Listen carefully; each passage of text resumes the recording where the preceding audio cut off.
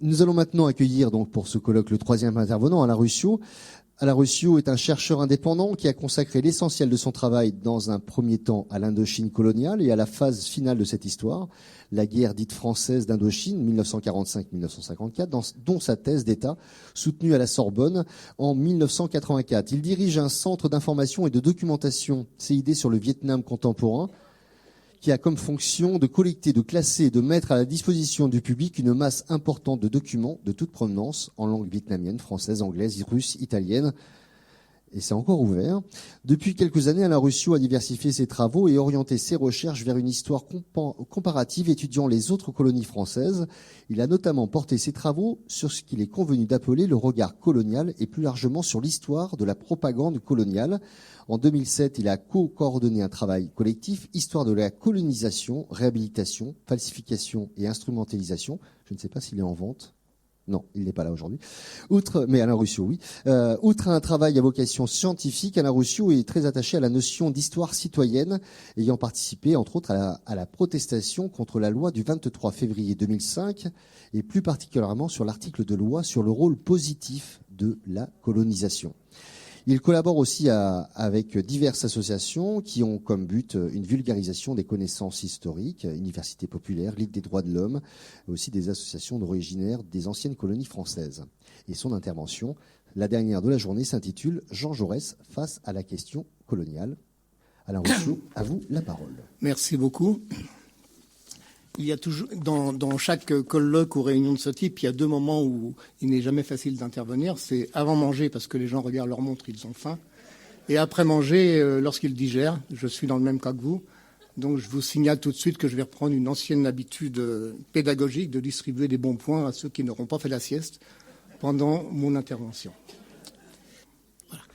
Donc, oui, la première chose que je veux vous dire, c'est évidemment tenter une mise en perspective de Jaurès par rapport au monde socialiste français d'avant 1914. Rappeler une première chose, c'est qu'il y a une sorte de parallèle tout à fait intéressant à établir entre, d'une part, la réimplantation du mouvement socialiste et ouvrier français après 1870, donc de 70 à 14, qui est exactement contemporaine, cette réimplantation de la grande vague d'expansion coloniale. Je vous rappelle qu'il y a eu la première colonisation, celle des Antilles, celle des îles à sucre, qu'ensuite la seconde grande vague de colonisation a commencé avec la conquête de l'Algérie 1830, et que de 1830 à, disons, la fin du Second Empire, il y a eu une sorte de pause. Il y a quand même eu la conquête de la Cochinchine, qui n'était pas un détail. Mais bon, disons que c'est surtout la Troisième République naissante, et ensuite jusqu'à 14, qui a donné à la France ces magnifiques fleurons de son empire. Complément de la conquête du Maghreb avec la Tunisie 1882, le Maroc 1912, la constitution de l'Afrique occidentale française, l'Afrique équatoriale française, la continuation et la fin de la conquête de l'Indochine, qui s'est terminée pratiquement à la veille de la Première Guerre mondiale, etc. Donc il y a une sorte de parallèle intéressant à établir. Donc Jaurès commence sa carrière exactement au milieu de cette période. Je vous rappelle, tout ça, c'est en même temps un honneur et en même temps un honneur redoutable de parler devant vous qui connaissez tous magnifiquement la biographie de Jaurès. Moi, je ne suis pas un spécialiste de Jaurès, mais bon, je peux évidemment faire ce type de parallèle.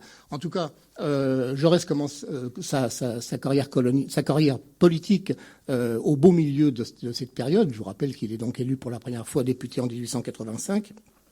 Et on peut considérer que si on doit analyser l'attitude du mouvement ouvrier et socialiste français face à la question coloniale dans toute cette première période, on peut dire, alors, première idée reçue qu'il faut chasser, bon, je pense qu'ici beaucoup ne la partagent pas, c'est l'idée qu'il faut mettre un trait d'égalité entre engagement de gauche et anticolonialisme et hostilité à la conquête coloniale. Ce n'est pas du tout opérationnel en histoire, et en particulier pour cette période. Si on fait un tout petit saut en arrière, enfin en amont de la période dont je vais parler, donc par exemple au moment de la conquête de l'Algérie, un grand nombre de socialistes qu'on appelle aujourd'hui les socialistes utopiques ou les socialistes pré-marxistes étaient de farouches partisans, et je pense même à Fourier par exemple, étaient de farouches partisans de la conquête de l'Algérie, non pas dans un esprit colonialiste, raciste, méprisant pour les indigènes, mais dans un esprit justement de tentative de mise en place d'une société nouvelle, phalanstérienne. Il y a eu il y a eu un phalanstère assez célèbre qui était, je crois, Saint Bernard du Sigue, créé par les Fourieristes, parce qu'ils pensaient que l'idée générale, c'était que sur ces terres vierges, évidemment, on sait aujourd'hui que ces terres étaient occupées par des populations qui avaient leur civilisation, on reviendra là-dessus, leur civilisation, leur culture, leur tradition. Mais pour eux, à l'époque, ils considéraient que sur ces terres vierges, il était possible d'établir des sociétés nouvelles. Et si on veut encore remonter encore plus dans l'histoire et égratigner une icône de plus, je vous rappelle quand même que ce texte fondateur qu'on a tous lu dans notre adolescence ou dans notre jeunesse, qui s'appelle l'Utopie de Thomas More, est une magnifique société égalitaire sans classe, mais que c'est une société qui est basée sur le travail des esclaves. Il faut ne jamais oublier que l'île d'Utopie est basée sur le travail des esclaves, et qu'effectivement, à partir du moment où les esclaves travaillaient, parmi lesquels les indigènes, le mot indigène figure, enfin, j'ai pas lu l'anglais ancien, j'ai pas lu la traduction, j'ai lu la traduction. Le mot indigène figure dans l'Utopie de Thomas More, par exemple. La magnifique société égalitaire de l'Utopie était basée donc sur l'exploitation du travail des esclaves, soit prisonniers de guerre, soit indigènes qui étaient précédemment sur cette île. Donc je reviens à 70-14. Le trait dominant, le trait marquant de l'attitude du Parti socialiste, enfin pas du Parti socialiste, mais du mouvement socialiste et ouvrier, parce que vous verrez que c'est compliqué. Bon, comme vous le savez, il y avait un émiettement avant 1905. Je cite une formule de Claude Villard, une formule de Madeleine Rébériou, qui se rencontre comme souvent sur ce sujet. Faible intérêt, indifférence, attention distraite et intermittente pour cette question. Et un historien que tout le monde connaît sans doute ici, qui s'appelle François Bédarida, a étudié les congrès de la CGT d'avant 1914, de 1886 précisément à 1914. Il a étudié tous les congrès ouvriers, pas seulement de la CGT, les congrès des bourses de travail, etc. Et j'ai le chiffre sous les yeux, 32 congrès ouvriers de cette période, donc avant 1914, la question coloniale a été à l'ordre du jour 2 fois. Sur 36, alors que, je le répète, on est en pleine période de conquête de la Tunisie. Enfin, c'est des choses dont, par ailleurs, la presse, l'opinion publique, si tant est qu'on puisse parler d'une opinion publique opérationnelle à ce moment-là, en tout cas, tout le monde en parlait. Il y a un point d'accord, c'est la dénonciation des violences, mais une fois que cette dénonciation des violences est faite au sein du mouvement socialiste, il y a une sorte d'émiettement des opinions. Bon, la première grande tendance qu'il faut souligner, c'est ce que Madeleine Rébériou, une fois de plus, avait appelé le socialisme colonial. Donc, c'est littéralement accepter, un petit peu dans la filiation de ce que j'ai dit tout à l'heure. J'ai parlé de Fourier, j'aurais pu parler de Louis Blanc également. C'est tout ça, ça va dans le même sens. C'est l'acceptation, mais là, on est dans les années 1880. C'est l'acceptation du fait colonial pour lui donner un contenu démocratique. Voilà, c'est un petit peu l'idée qui prévaut. Citation, encore une icône qui peut souffrir, mais encore une fois, gardons-nous de tous les regards anachroniques. Benoît Malon, hein, l'une des très très grandes figures de la Commune de Paris. Benoît Malon écrit dans un ouvrage qui s'appelle Le socialisme intégral 1890. Donc vous voyez qu'on est dans la période de Jaurès. Bon, je viendrai à Jaurès après. Benoît Malon écrit « L'Europe morcelée par l'épée applique aussi hors de chez elle son droit brigand du plus fort ». Donc première constatation, c'est la dénonciation. Droit du brigand du plus fort contre les peuplades dont elle devrait être la bienfaitrice et l'éducatrice. Vous voyez la deuxième partie de la phrase. On condamne excusez-moi l'expression, les saloperies coloniales, mais en même temps, potentiellement, le colonialisme pourrait être émancipateur. Et donc la formule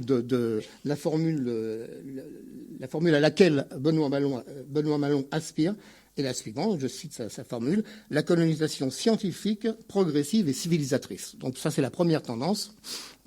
Et j'ai d'autres citations sur lesquelles je passe. En vous signalant quand même que ça a été très loin, parce que au moment de la conquête du Maroc, par exemple, un certain nombre de socialistes ont émis l'idée, qui peut nous paraître aujourd'hui, encore une fois, gardons-nous des anachronismes, qui pourraient nous paraître un petit peu totalement colonialistes et même quasiment racistes, ont émis l'idée de transformer le Maroc en pays socialiste.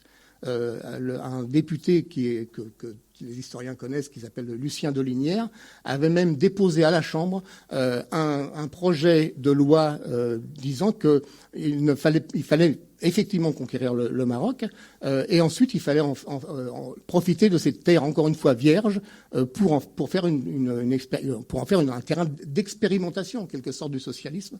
Et la chose qui peut là aussi paraître incroyable, c'est que Delinière a voulu déposer ce projet au sein du groupe socialiste à l'Assemblée nationale.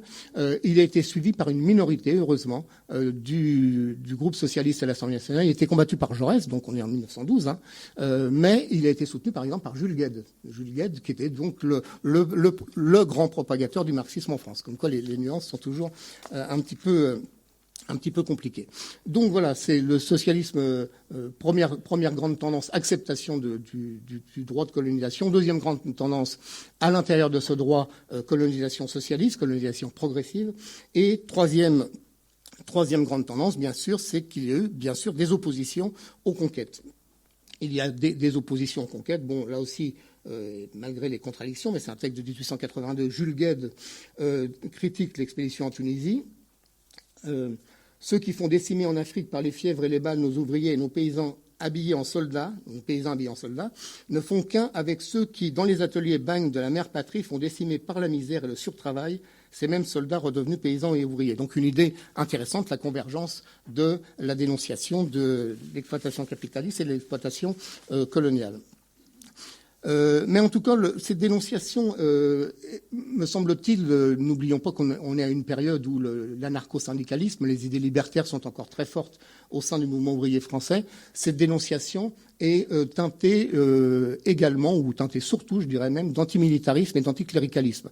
Alors, il ne s'agit pas aujourd'hui, en 2014, de discerner les bons points, de dire il y avait des bonnes tendances et de mauvaises tendances, mais ce qui est certain, c'est que les conquêtes coloniales sont plus dénoncée par cette tendance, qui est quand même très forte, au nom de la dénonciation de la gloire du sabre, comme disait Vignet d'Octon, au nom de la dénonciation des prêtres. Il y a toute une littérature anticléricale, on en a eu tout à l'heure des exemples, mais sur la question coloniale, c'est également très fort.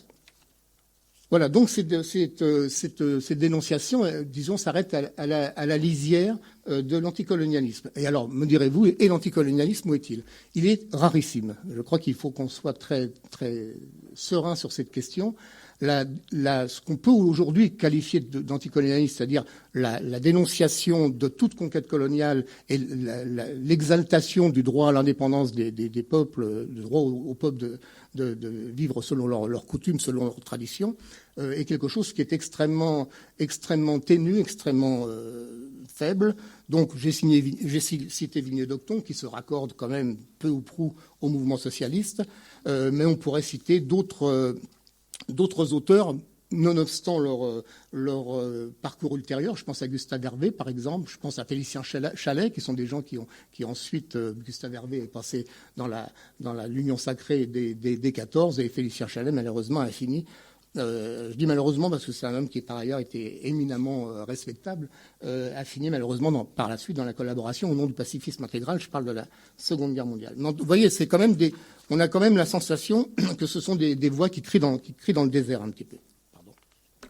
Donc je vais quand même terminer par un autre gros nom, et lui, je ne vais pas l'égratigner parce que d'abord parce qu'il a dit des choses absolument belles sur la question coloniale. C'est Paul Lafargue, donc le gendre de Marx, qui écrit dans l'Humanité du 12 août 1907, mais vous allez voir que c'est un constat quand même relativement d'échec quand même, en août 1907.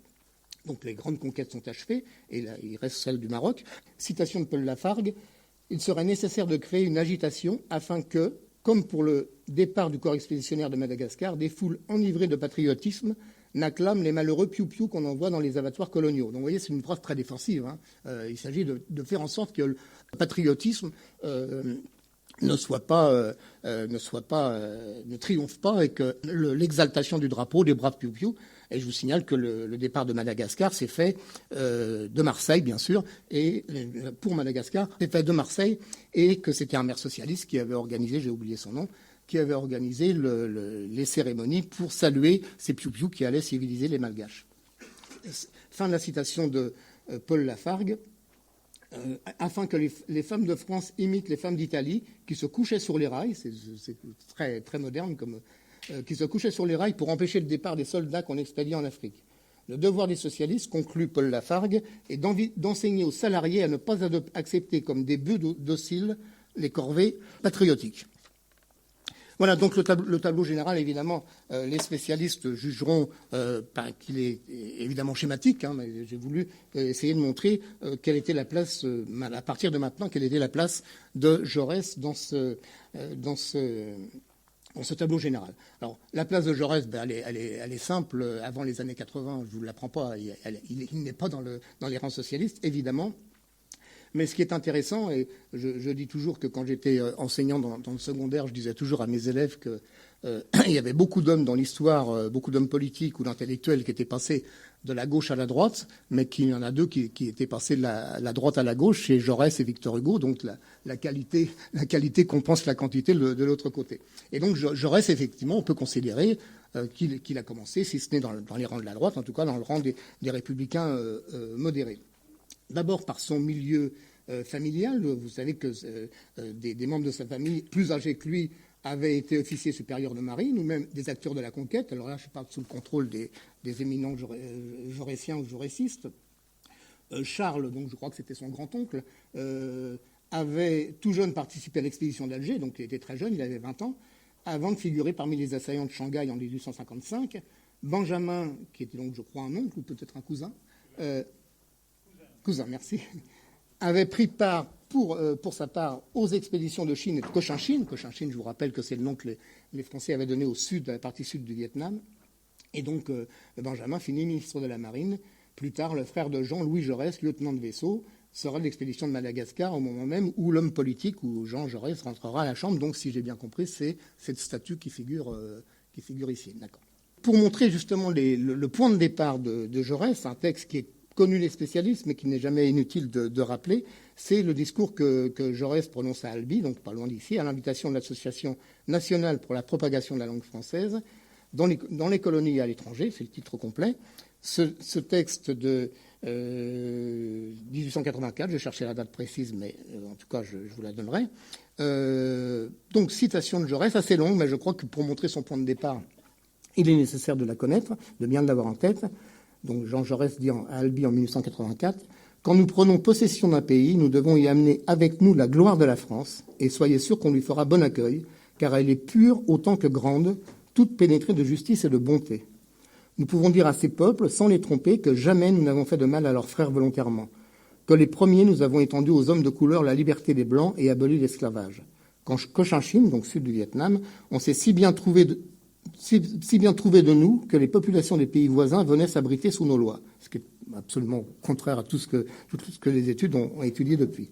Qu'au Congo, M. de Brazza traversait sans tirer un coup de feu de vastes territoires et des tribus guerrières parce qu'il a su se faire aimer, que récemment encore nous refusions de dépouiller les Arabes à notre profit et que nous recevions leurs remerciements. Donc, excusez-moi, c'est un fantasme absolu. Que là, enfin, où la France est établie, on l'aime, que là où elle ne fait que passer, on la regrette, que partout sa lumière resplendit, elle est bienfaisante, que là où elle ne brille plus, elle a laissé derrière elle un long et doux crépuscule où les regards et les cœurs restent attachés. Donc, on pourrait sourire si on avait encore une fois le défaut de l'anachronisme. Encore une fois, c'est un texte on pourra en retrouver vraiment des centaines de cette catégorie, de cette nature, sous la plume des membres du Parti colonial, naissant d'ailleurs. Mais bon, c'est Jaurès, donc c'est pour ça que c'est plus surprenant. L'année suivante, d'ailleurs, quand Jaurès se présente aux élections législatives, il est donc candidat pour la première fois, sa profession de foi comporte une formule qui, elle, résume véritablement son état d'esprit de l'époque. Proclamation de septembre 1885. Comparez et vous verrez, 2 points. L'Empire nous a fait perdre 2 provinces, la République nous a donné 2 colonies. Donc, il siège à ce moment-là avec les élus républicains opportunistes et accorde sa voix à Ferry, donc dans le fameux débat de juillet 85, au cours duquel Ferry et Clemenceau échangent des arguments et où, vous savez, c'est un débat très célèbre au cours duquel Jules Ferry parle du droit des races supérieures à coloniser ou à dominer les races inférieures. Il y a également toute une partie de son discours qui était une partie économique, la question des débouchés, la question de l'approvisionnement en matières premières, la question de la place de la France dans le monde et qu'elle doit avoir des colonies pour rayonner, etc. Mais en tout cas, sur cette question des races, il est interrompu par Clémenceau, qui lui dit « Oh, vous osez dire cela dans le pays des droits de l'homme, etc. » Mais il n'est pas interrompu par Jaurès. Bon, il est vrai que Jaurès est très, très jeune, hein, c'est son premier mandat. Et en tout cas, le journal officiel en fait foi. Jaurès vote la confiance à Ferry. Donc, il se situe très ouvertement dans le camp des partisans de la conquête. On sait que ce n'est que plus tard, lors de la grève des mineurs de Carmaux en 92, qu'il donne son adhésion franche et définitive au socialisme. Cette adhésion signifie-t-elle qu'il abandonne radicalement ses analyses précédentes sur le phénomène colonial? Rien n'est moins sûr. En 1896, donc 4 ans après une adhésion formelle, il appelle ses camarades à mieux définir leur politique et citation donc du 17 mai 1896 dans La Petite République, j'ai trouvé ça dans le recueil des articles de La Petite République que M. Faury a coordonné et dirigé. Citation donc de 17 mai 1896. La civilisation socialiste ne s'interdira pas de rayonner sur les parties encore obscures de la planète. Ce sera son devoir, au contraire, de procéder par degrés à l'unification de la race humaine. Mais ce n'est point l'esprit de rapine qui le guidera, donc le monde socialiste, à travers le monde. Elle s'étendra non pour exploiter, mais pour affranchir et apaiser. Et il donne comme argument complémentaire à cette justification de la colonisation socialiste, appelons les choses par leur nom, il donne comme justification supplémentaire, nous aurons beau protester, la colonisation, l'accaparement des terres par la colonisation est un fait accompli. On est en 96, il y a une grande partie déjà de l'Empire français qui est constituée. Donc, plutôt que de protester d'une façon inefficace, acceptons le phénomène colonial et introduisons en lui la meilleure, le plus possible de civilisation socialiste et de respect des droits humains. Et il ajoute, en 98, toujours dans la Petite République, nous avons été des tuteurs infidèles du peuple arabe, et si les mots ont un sens, cette formule signifie qu'il fallait des tuteurs à ce peuple et que nous aurions dû réussir dans cette mission.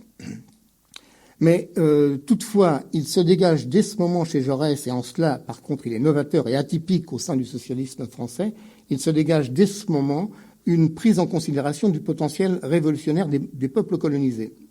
Donc là, c'est tout à fait intéressant. Et écoutez bien, parce que c'est vraiment une formule. Donc c'est un article de La Petite République, 21 janvier 98. Donc vous voyez, c'est contemporain du précédent texte, mais les contradictions sont chez chacun de nous, finalement. Donc, citation de Jaurès de 98, que les ouvriers européens nouent peu à peu des rapports étendus avec les prolétaires arabes. Donc, Jaurès exalte, je reprends la citation, l'union du prolétariat algérien d'origine européenne et du peuple arabe exproprié. Donc, cette magnifique phrase, malheureusement, se termine par une formule beaucoup moins magnifique, puisqu'elle se termine, c'est donc, je rappelle, janvier 98, si on est en pleine crise anti-juive en Algérie, le texte que je viens de vous citer se termine par la formule union donc des prolétariats algériens d'origine européenne et du peuple arabe pour mettre fin à l'exploitation juive comme à tout autre. C'est Jaurès. Oui. Il reste que Jaurès, donc, dès ce moment, a envisagé, a entrevu la possibilité, la nécessité même, on peut dire, je crois sans interpréter outre mesure cette formule, il a entrevu la possibilité, la nécessité de regrouper en un seul parti les exploités d'Algérie, ce qui est une vision d'une modernité exceptionnelle. N'oublions pas que, donc je répète, texte de 98, ça ne passera dans la réalité qu'avec l'existence d'un parti communiste algérien dans l'entre-deux-guerres, avec les difficultés que l'on connaît, mais en tout cas il y a eu cette tentative, et puis également dans certains syndicats, je pense au syndicat de Docker de l'Algérie de l'entre-deux-guerres. Mais bon, un texte de 98 ne verra un début de réalisation et fragile début de réalisation que dans les années 30-35 du siècle suivant. Donc, pour Jaurès, le socialisme, c'est une sorte de synthèse un petit peu de sa pensée de cette époque, le socialisme fera pour l'Algérie deux choses. D'abord, il lui donnera une large autonomie administrative qui lui permette de développer ses ressources et aussi d'appeler peu à peu les indigènes dans les conseils algériens développés à l'exercice des droits politiques. En second lieu, il regroupera en un seul parti, ce que je viens de dire, tous les exploités, les prolétaires de France, d'Italie, d'Espagne et les pauvres colons arabes, dit-il, écrit-il. Donc, vous voyez, cette idée sur laquelle j'ai insisté déjà, et cette seconde qui est la notion qui, évidemment, ne commence qu'à percer à ce moment-là, de droit politique aux indigènes. Là aussi, modernité exceptionnelle. N'oubliez jamais que les droits politiques aux indigènes n'ont été finalement tolérés par le système qu'après la Seconde Guerre mondiale. La première fois où les indigènes ont... Je mets à part ce qu'on appelait à l'époque les béni-oui-oui, c'est une expression d'origine coloniale, d'origine algérienne. En dehors de ces béni-oui-oui qui étaient en quelque sorte des élus tolérés par le système, mais le véritable, non pas suffrage universel, mais le véritable possibilité pour quelques dizaines de milliers d'indigènes algériens de s'exprimer n'a eu lieu qu'avec le statut de l'Algérie en 1947, donc un demi-siècle après ce qu'écrivait Jaurès. Dans les ultimes années, on peut considérer que c'est, et alors là évidemment c'est une raison supplémentaire de haïr Villain, parce que c'est sûr que c'est la maturation de la pensée de Jaurès était tellement rapide qu'on peut imaginer qu'il aurait débouché sur autre chose s'il n'avait pas été lâchement assassiné en 14. Donc à la fin de sa vie, il y a une véritable maturation de sa pensée autour évidemment de la grande question de l'époque, ce qui est la question du Maroc. Je vous rappelle que le Maroc est la dernière grande conquête officiellement protectorat, mais en réalité dernière grande conquête coloniale de la France avant 14. Le premier qualificatif qui vient à l'esprit en observant cette période, c'est l'adjectif courageux. Il faut, je crois, c'est aujourd'hui tout à fait possible grâce à la lecture du journal officiel, que je vous rappelle qui est sur Internet. On peut, sur le site de la Bibliothèque nationale de France, on peut regarder, et comme le journal officiel notait y compris les invectives, les interruptions, les insultes parfois, on peut voir quelle était c'est beaucoup à cause de ses discours sur le Maroc que Jaurès a été traité d'anti-France. Je crois que c'est le capitaine Drian qui l'avait traité d'anti-France, un des suppôts du parti colonial qui était un militaire. Donc Jaurès a vraiment fait face à cette tempête. Il a donc fallu résister à cette vague chauvine qui emportait presque tout sur son passage. Jamais peut-être donc autant que lors de ses joutes de la Chambre ou dans les commentaires de ses détérioraux de l'humanité, Jaurès n'avait été vilipendé, insulté. Il était devenu pour le monde, alors acquis quasi unanimement à la cause coloniale. Je crois qu'il faut bien qu'on comprenne ce qu'était la force du parti colonial. Le parti colonial, là, en 1912, a remporté la bataille complètement remporté la bataille de l'opinion publique. L'immense majorité de la population française avant 1914 colle aux thèses du parti colonial, donc sur les notions de hiérarchie des races, des civilisations, des cultures, sur le fait que la France apporte des bienfaits, sur le fait que la France récolte également des bienfaits économiques grâce à l'exploitation de l'Empire, tout ça. Donc il y a une sorte de consensus et Jaurès a le courage de lutter contre ce consensus. Alors la critique jaurétienne du dernier Jaurès, je dirais 1912-1914, porte sur 3 axes. Le premier est d'une importance considérable pour son temps. Le 27 mars 1908, Jaurès monte à la tribune pour dénoncer une intervention chaque jour, citation de Jaurès, plus étendue, plus dure et plus brutale, donc au Maroc, mais c'est bel et bien le fondement de la politique française qui est dénoncé de front. Citation de Jaurès, « Je me demande avec une angoisse croissante et sincère de quel droit nous portons la guerre, le fer et le feu au cœur même du Maroc. » J'attire votre attention sur cette formule de quel droit. C'est une question qui ne se posait même pas pour le commun des Français, encore moins pour les dirigeants politiques. La notion de droit était considérée comme acquise. Nous avions le droit d'aller civiliser ces sauvages. Tout le monde politique, toute la presse, à l'époque, la grande majorité des intellectuels considèrent que ce droit est acquis incontestablement, d'abord par une sorte de droit, si ce n'est divin, en tout cas laïque, parce que là on pourrait longuement discuter sur la convergence entre mission laïque et mission religieuse dans les fondements de l'expansion coloniale. En tout cas, de ce droit-là. en plus du droit international. Je vous rappelle que c'est un texte donc de 1908, et qu'on est donc 2 ans après la conférence d'Algésiras, qui a donné le droit aux Français et aux Espagnols d'occuper de fait le Maroc. C'est une sorte de partage du Maroc qui s'est fait évidemment sauf un délégué tout à fait fantoche du sultan à Algésiras, mais évidemment c'est les grandes puissances qui ont décidé que le Maroc serait réparti entre la France et l'Espagne. Donc Jaurès introduit ici la question qui est complètement hétérodoxe de droit. Par cette simple phrase, Jaurès démonte et détruit le mécanisme même de la conquête coloniale. Et donc, c'est moi qui interprète, mais je pense bien l'interpréter. Il y a, pense Jaurès, un peuple marocain auquel on n'a pas demandé son avis, et ce peuple a le droit de vivre indépendant. Alors, le mot indépendant ne figure pas sous la plume de Jaurès, et je m'en expliquerai. Mais cette formule, me semble-t-il, porte loin et permet d'affirmer que si Jaurès ne s'est jamais élevé jusqu'à l'exigence de l'indépendance des colonies existantes, il a par contre combattu les nouvelles conquêtes au nom du droit, et là je me permets d'introduire cette notion, au nom du droit des peuples à disposer d'eux-mêmes, formule d'une extrême modernité à son époque. Donc c'est le premier aspect de la pensée du dernier Jaurès. Second aspect, c'est la dénonciation des violences. Bon, c'est moins original, mais c'est quand même très fort. N'oubliez pas que la conquête du Maroc s'est faite d'une façon extrêmement violente, comme pratiquement toutes les conquêtes coloniales, mais par exemple le bombardement de Casablanca sur les populations civiles en 1907, c'est-à-dire 5 ans avant l'instauration du protectorat, avait fait des milliers de victimes dans la population civile marocaine. Et donc, mais Jaurès, me semble-t-il, franchit là aussi un pas nouveau par rapport à ses camarades de parti et par rapport au premier Jaurès, c'est qu'il ne dénonce pas seulement les excès des conquêtes, mais qu'il dénonce la violence qui, sous sa plume, devient consubstantielle à ce type d'action. Citation de Jaurès, L'Humanité, 2 avril 1908. Même si ces moyens barbares devaient assurer la domination de la France au Maroc, ils seraient détestables. Par surcroît, ils sont stériles, et cette horrible rosée de sang ne fera rien germer. Que le sommeil des ministres soit léger et doux. C'est une formule très connue sous la plume de Jaurès. Que le sommeil des ministres soit léger et doux. Donc évidemment, ironie, en expliquant que ces méthodes sont détestables.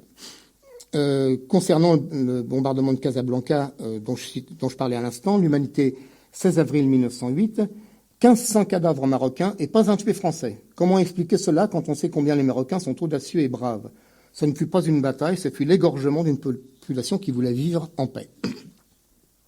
Et dans la dépêche, Jaurès emploie pratiquement la même formule, une semaine plus tard. Ce ne fut pas une bataille, ce fut une boucherie. Et d'ailleurs, si on compare l'humanité, la jeune humanité de l'époque, enfin, elle a déjà 10 ans à ce moment-là, la jeune humanité de l'époque à tout le reste de la presse, on constate que Humanité est le seul journal qui dénonce à ce moment-là la brutalité coloniale. Je vous cite une série d'articles extrêmement intéressants de Gustave Rouanet, donc un des proches compagnons de Jaurès, entre le 28 septembre et le 26 octobre 1905. Rouanet publie une série d'articles, une vingtaine d'articles, qui s'appelle La barbarie coloniale, qui est une série extrêmement bien documentée, dans laquelle Rouanet évoque pratiquement toutes les colonies françaises et dénonce. Il y a par exemple, là c'est intéressant par rapport à la notion d'antisémitisme qui malheureusement avait gangréné une partie du socialisme français. Là par contre, sous la plume de Rouanet, il y a un parallèle, je pourrais vous donner la date exacte, tout à fait intéressant entre le racisme anti-noir et l'antisémitisme. Il dit que c'est sur la notion d'égalité des races. Le troisième aspect de la pensée du dernier Jaurès est fort original, mais alors là, on peut dire pratiquement unique, en tout cas parmi les grands hommes politiques. Il y avait des essayistes, mais parmi les grandes plumes, en tout cas, c'est le refus de j'appellerais avec un certain anachronisme le choc des civilisations.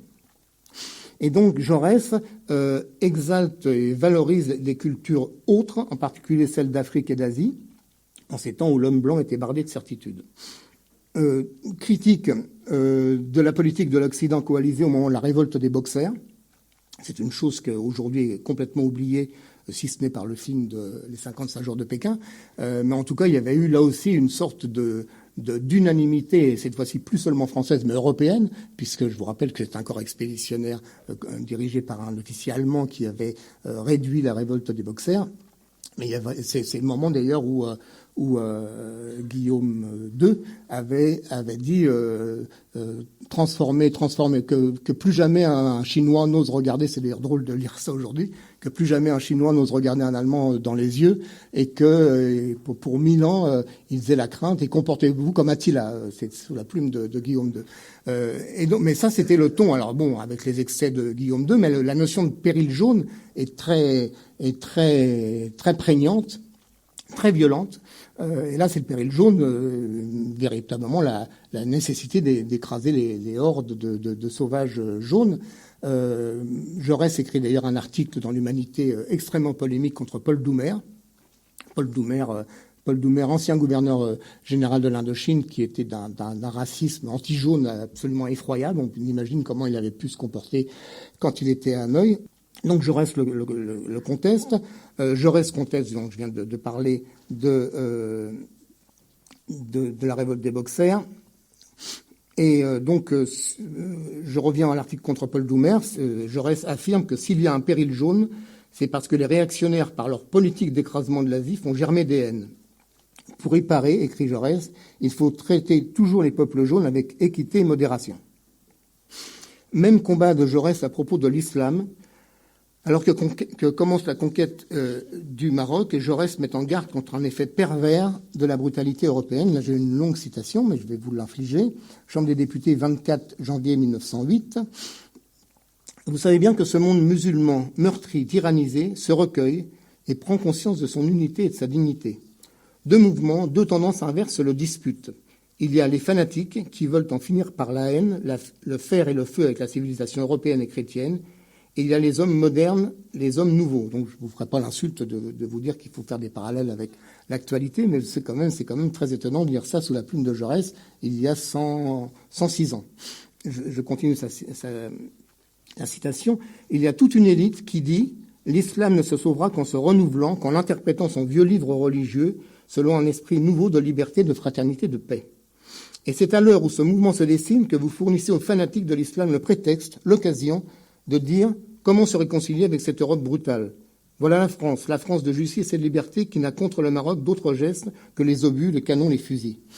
Vous faites, messieurs, s'adresse-t-il aux députés de la majorité, vous faites, messieurs, contre la France une politique détestable. Autre citation, mais moi je ne me lasse pas en tout cas. L'Humanité, 3 octobre 1912.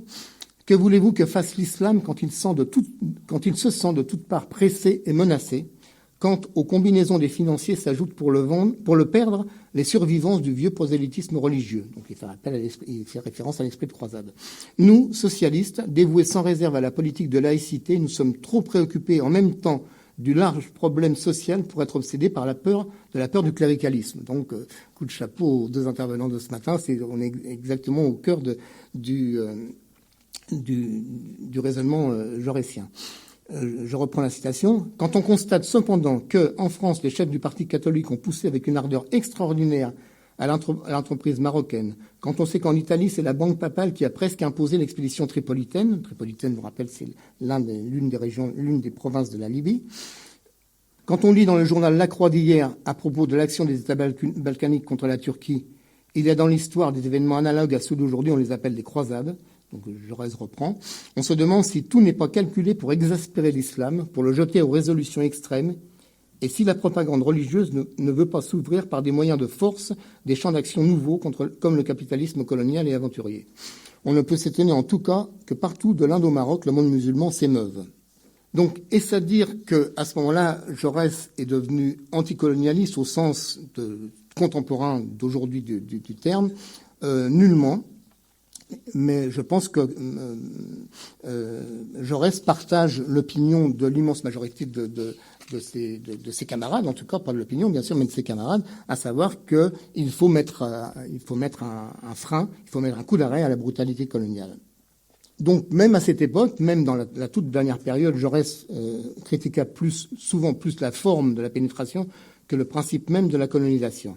Mais Jaurès avait également, ça sera ma conclusion, la conviction profonde qu'il avait une mission à remplir, celle d'incarner l'autre France, celle qui avait dit avec Robespierre « périssent les colonies plutôt qu'un principe », celle qui ne bombardait pas Casablanca, celle qui n'envoyait pas des boulets et des chanoines massacrer les nègres. Je vous rappelle que les boulets et chanoines, c'était une colonne sanglante qui avait parcouru la Guinée, je crois, au début du siècle. Jaurès écrit dans la dépêche du 24 avril 1908 « Quand, un jour après cet orage de violence et de meurtre, les meilleurs des Marocains, les plus clairvoyants, les plus généreux, comprendront que la civilisation européenne ne se résume pas dans ses horreurs, quand ils essaieront de persuader à ces peuples farouches, ombrageux et meurtriers qui ne doivent pas rester fermés au progrès humain en haine des violences qui l'ont souillé, il faut qu'ils puissent dire, donc ces peuples, qu'il y a eu des Français qui ont protesté pour le droit, contre la brutalité, contre le meurtre. C'est notre façon de servir la patrie. » Encore un texte de Jaurès qu'il faudrait faire lire à bien des politiciens du XXIe siècle, infiniment moins modernes que lui. Ainsi, Jaurès apparaît, ça sera ma dernière phrase, comme un précurseur de la dénonciation de la notion du choc des civilisations, en ces temps où l'homme blanc était bardé de certitudes, je l'ai dit tout à l'heure, et à l'époque où il pensait que sa civilisation était unique et immortelle, pour antiphraser Paul Valéry. Voilà, je vous remercie.